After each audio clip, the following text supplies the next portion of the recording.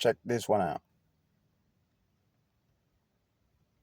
To reject the idea of sin completely so you're free to reach your full potential.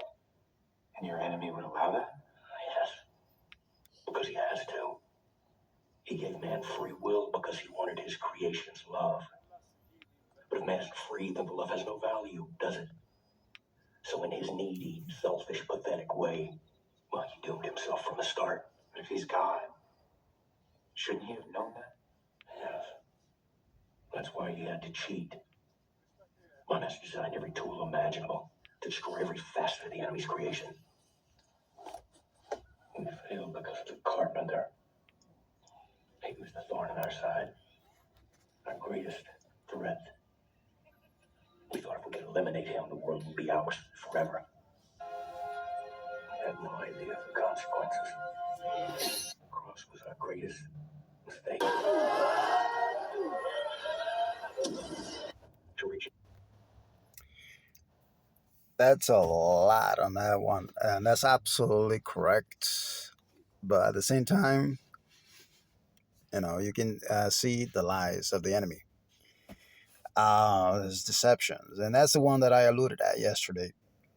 So this is kind of like the second part, if you will, of what started yesterday. But I mean, I just wanted to show you what I meant because I mentioned it, but I didn't show it.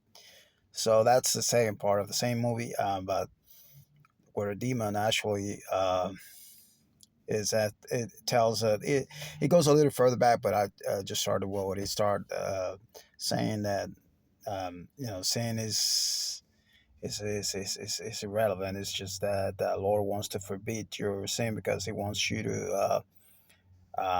He doesn't want you to reach your full potential, basically, what he calls it, which is a lie. And then he goes on to say that he made us free so that we can love freely.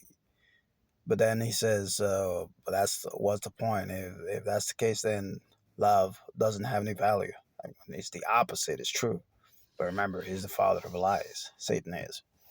So, and then of course he mentions the carpenter. He doesn't want to say word Jesus. The movie was perfect. I mean, that one who obviously produced it was very, very well advised by true theology, which is that the demons can't stand to name Jesus because if they do, the Bible says, and you can check it out, they will have to kneel, and then that's humiliation. They're forced to do so, and that's humiliation because they think they are the bishop, but in reality they can do nothing without the carpenter's authorization. Jesus of Nazareth. But anyway, I mean, just now I want to let you know. I mean, that's how exactly how he operates, and and basically it wants us to reject, as he said, the idea of sin in order to make us reach our full potential, and that's exactly what is happening, especially in this day and age, where people are totally desensitized to sin, and they do whatever they want because they want to reach the full potential. They don't want they again going back to yesterday. They rather than staying on the tracks, which they view as too restrictive.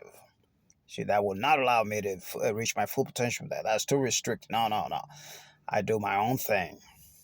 Same temptation on the Garden of Eden all over again.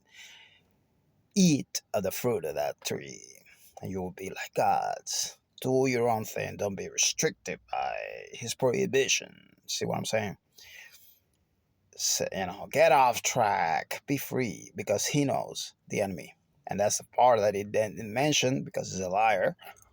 And if you do that, you're gonna be his prisoner forever.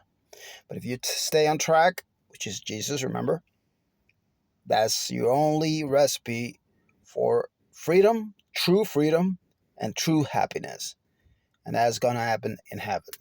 Here, it's a struggle. You have to trust him and stay on track. That's it. That's the key. But if you do, you'll see your victory. It's going to happen on the other side.